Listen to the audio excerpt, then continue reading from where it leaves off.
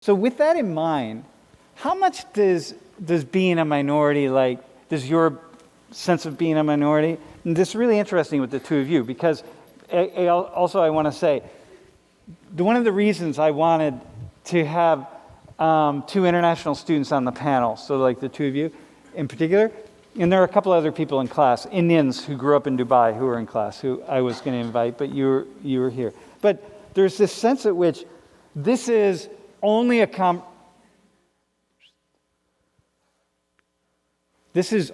conversation that we have here in the United States, right? Like, if this kind of sense that I hear so often, the U.S. is the most racist country.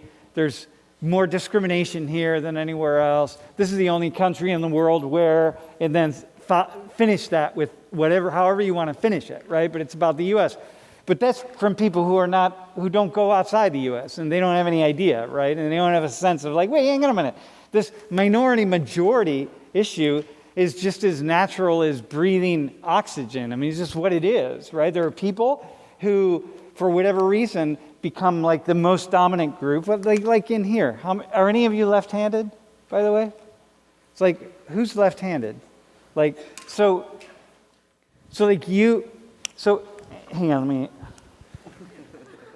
So you're left-handed, but you're not sitting here. Well, if you had to take notes in this class, you'd be sitting there, right? Yeah. Do you know where all the left-handed seats are in all the classes that you attend? Is that one of the first things that you look for when you go into a classroom? No. It's not? Do you see yourself as a minority, as a left-handed person? Yeah, because my mom and my siblings, they're right-handed. So how does that play out for you? I don't know. Well, I mean, how do you see? What are there ways in which, do you have specific memories where being left-handed is something that you really have to think about, address, whatever? No. You don't have to, by the way. No, not really.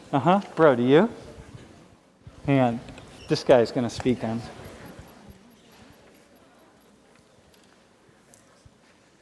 Dude, you got this?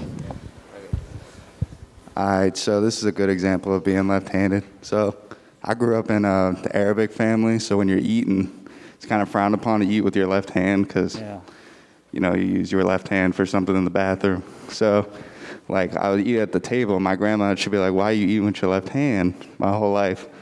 So I kind of when I'm around her, I try to eat with my right hand. So she's always saying that constantly. She's not always hounding me about it, but every now and again. No, listen, I've heard this many times, right? Anything else? Any other story? Do you anybody drive a stick shift? Who's left-handed? Right? This kind of thing? Yeah, dude, that's a really, really good example, by the way. I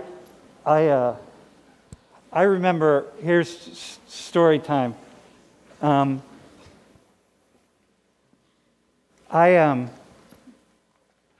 time I was taking some medicines down to a community in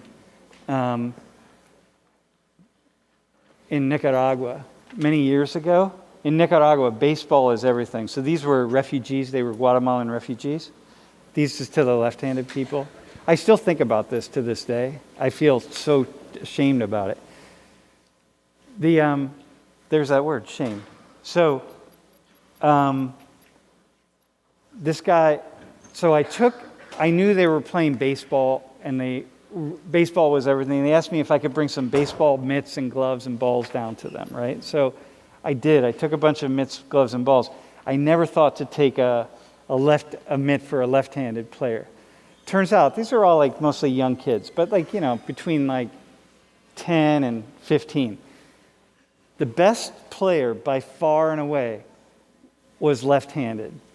By far, this guy could have been who knows?